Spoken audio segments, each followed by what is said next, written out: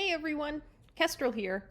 I'm setting up my new MacBook and I've opened up Illustrator for the very first time, and it is not set up at all the way I usually like to use it. So I am recording this video to show you how to set up your Illustrator the way I set up mine. And here we are. This is Illustrator. Now, in order to edit my workspace, I have to have a file open. So I'm just going to go ahead and make a new file. And it's just gonna, the size doesn't matter. We're not actually doing anything in this file besides setting up the workspace. But we have to have a file open in order to access the workspace in the first place. So this is a very pared down version of the workspace. I like to have as many options readily available as possible. So there's supposed to be a second bar that goes along the top. To be completely honest, I'm not sure how to turn that on other than switching the active workspace. So we're going to start by changing what workspace is currently active. And I do that with this button in the very top right. The tooltip says switch workspace. If I click on it, it opens up this little menu which has all of these preset workspaces. You can click on any one of them. They're all set up slightly differently, but the one that we're going to use as a basis is the layout workspace. So you can see a second bar has shown up here at the top, and the panels along the right side have changed a little bit. We're going to customize this even further. So let's start with the left. On the left side is our toolbox, and we need the toolbox to show a lot more information than what it's currently showing. And to do that, I have to go up to Window, and then toolbars, and I want to switch this to advanced. That's going to let all of the tools over there show up. Now, remember that I use external plugins. I use the Astute Graphics plugin suite. So I have many more buttons over here than you will have on yours. You're not doing anything wrong. You're not missing something. I'm supposed to have more buttons than you are because I have those extra plugins. But you will still want to change your toolbar to advanced to make sure you are seeing all of the available tools. That's it for the toolbar. Next up, let's customize our panels. And the panels are all of these options over on the right. I like to have Navigator up at the top. And so to open up the Navigator panel, we go to Window. And as you can see, it stretches off the page. So I will eventually need some of the options that you may not be able to see. I apologize for that. But for now, we're going to open up Navigator. So here's Navigator. And now to put Navigator over on the right side, we want to click and hold. So if you click and then move your cursor, you'll select the panel and be able to drag it around like this. And if we take it over to the side, see how there's that horizontal blue bar that shows up? If I release the panel right now, it's going to put it above the next panel down. So that horizontal blue bar tells me that it's going to pop the panel in up at, above or below the other surrounding panels. I actually don't need this info panel. So I left clicked to drag it out, and I can either click the X or use it as a demonstration here, because the first option that I just showed you with the Navigator panel was to have that blue horizontal bar. If you instead hover over another panel and the entire panel gets that blue outline, that means the panel you're currently holding will fit into the other panel. So then it will be available as a tab. And like I said, I don't really want this info panel at all. So I'm going to left click and drag it out. And then there's a little X here at the top, and I'm going to use that to close it. Now my transform and align panels, I don't actually want them in this column. So I'm going to left click and drag on this black space here, and that's going to pull both of them out of place. We're going to leave them there for just a moment. Let's see, I usually have Navigator and then color and then swatches under color. So I'm going to grab swatches and pull it out for just a moment, and then grab swatches again and hover it underneath the color guide panel there. And that will put swatches separately. So now I have color and I have swatches, and they're separate and I can see them both at the same time. I like that. My color panel is missing some options. And so that means I need to turn those advanced options on. To get to those advanced options, I need to go up to this button in the right. It looks like 3 horizontal bars. If I left click on that, I can say show options, and now I have quite a bit more options here. I like being able to see my specific CMYK values when working with colors. Though that show options or hide options to go back, that is available for all of these panels. Panel options, swatches, there's a whole bunch of other stuff in with swatches. So if you feel like you're missing something, don't forget about that button up in the corner. It's really important. There are many more options available in that button that's up in the top right. Okay, moving down, I have stroke and gradient. If I double click in the empty space next to my panel tabs, it will close that panel. So I'm going to close these and navigator because I know that those are done and I'm working my way down the list here. Stroke, gradient, I'm missing transparency. I usually like to have transparency next to gradient. So let me go and open transparency. Back in the window menu, scroll down to transparency and then left click to drag. And this time I want it to be in the same panel as stroke and gradient. So I've used that blue outline to let me know where it's going. Dropped it in with stroke and gradient. Next is appearance. Actually, I think appearance is usually above stroke. So back to window, down to appearance, and here's appearance. I'm going to left click and drag that over and use the blue line indicator to make sure that it's dropping in between swatches and stroke. Double click to close it up. These 3 are done. Double click to close them. Artboards, layers, and libraries. Libraries I usually have with appearance. And you may not need libraries on your end. Libraries are nice to have to keep collections of colors and other objects, on styling, that kind of thing, in between other Adobe programs. So you can set a library in Illustrator and then open that library in, say, Photoshop or Dreamweaver or Lightroom, any other Adobe program, and then it'll transfer that data. It's like having a folder that just travels with you through the Adobe suite. I use it for work stuff mostly, but anyway, I have my appearance and libraries in the same panel.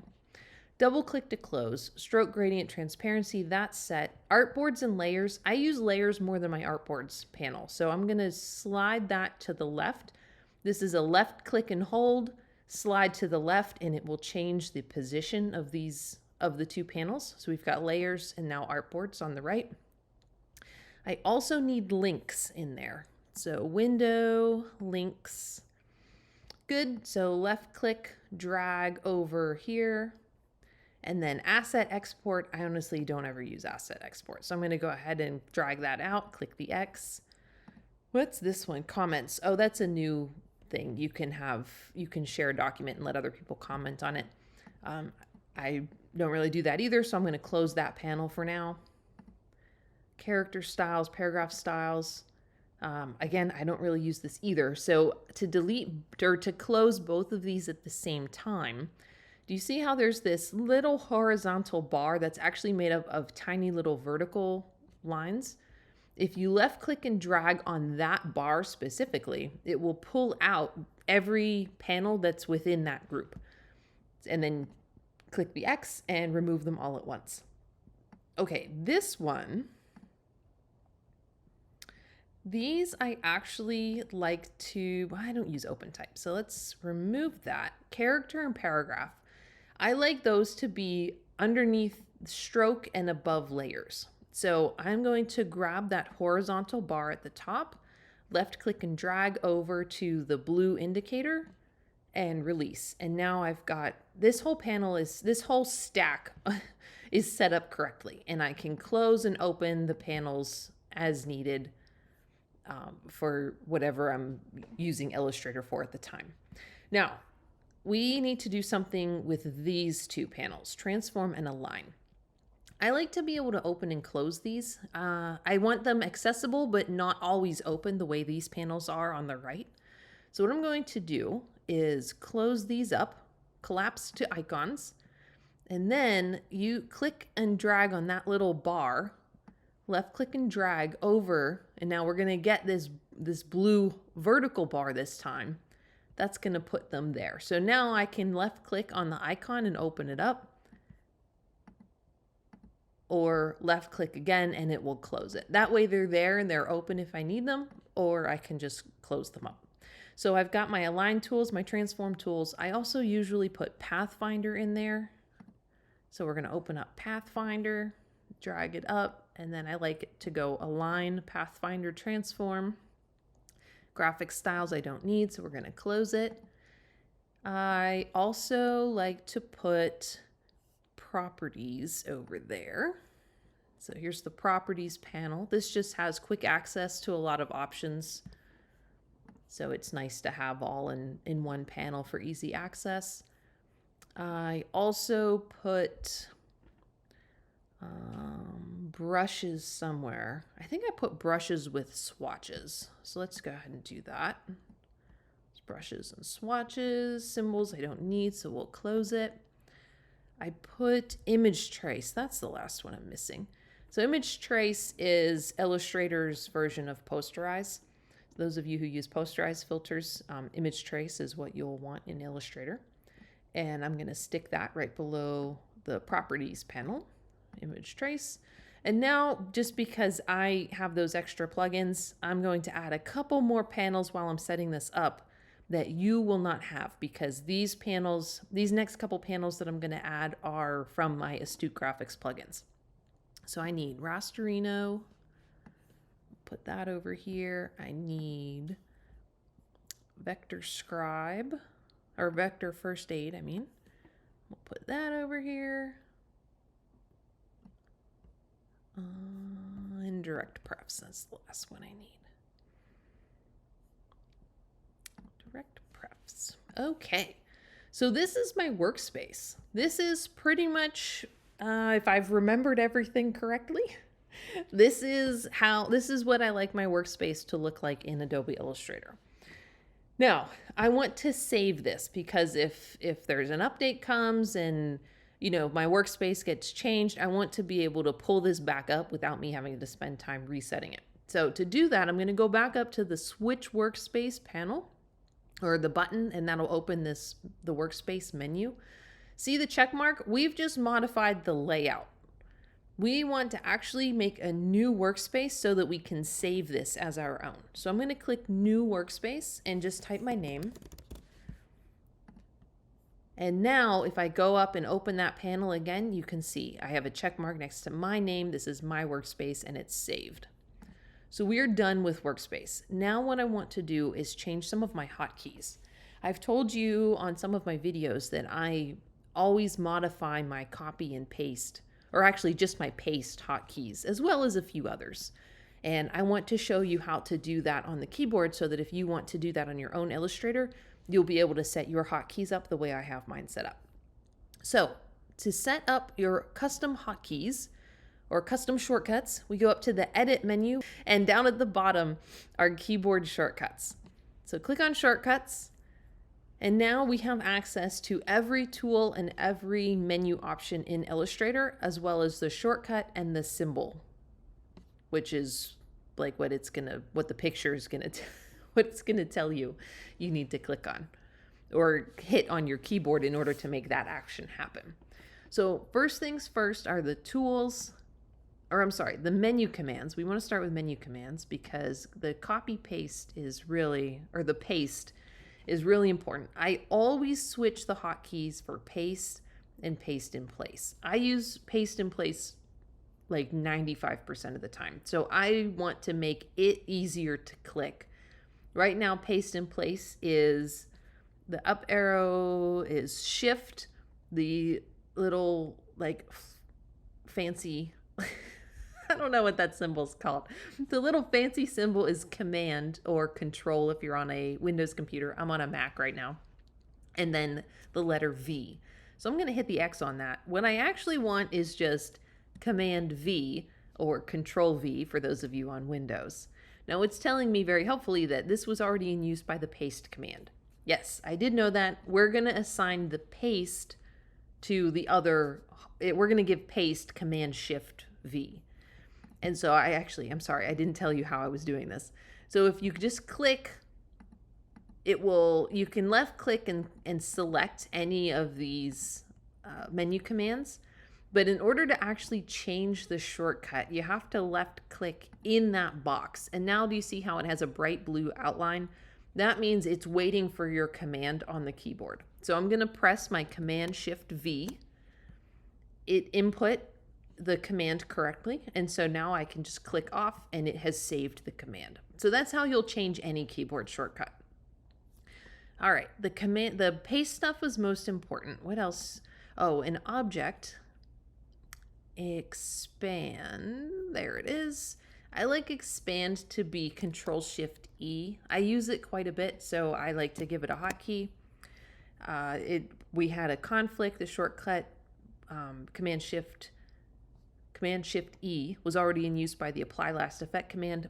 I never use that command, so it's fine. I don't mind there being I don't mind reassigning that shortcut. That's okay with me. So we can click off, close object. Oh, what else do I use? Oh, let's do tools. I change up my hotkeys on my tools. So the selection tool by default is V.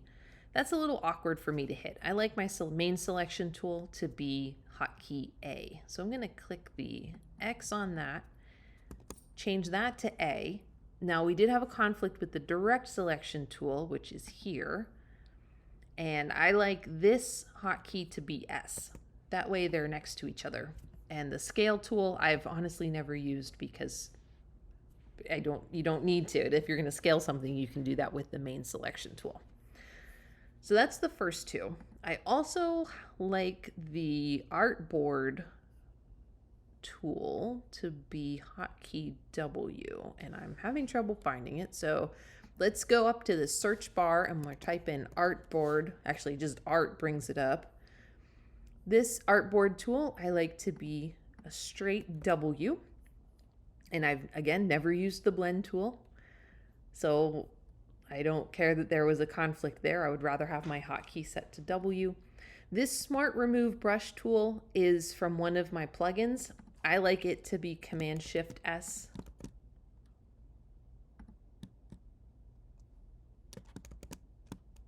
Maybe just Shift S because I wasn't allowed to put in Command there. So Shift S. You will not have that option. Like I said, that's from one of my plugins. Okay, let's clear this search. All right, I believe that is all of my shortcuts that I change. So I'm going to hit OK. It's going to say that I need to type a name for the key set file. Just like the Workspace, Illustrator wants me to have my own copy, like my own shortcut file. So I'm just going to type in my name, Kestrel, hit OK, and now we're done. And that is how I set up Illustrator for my own preferences. So I hope this video was helpful for you. If you have any questions, as always, let me know down in the comments, and I'll catch you next time. Bye.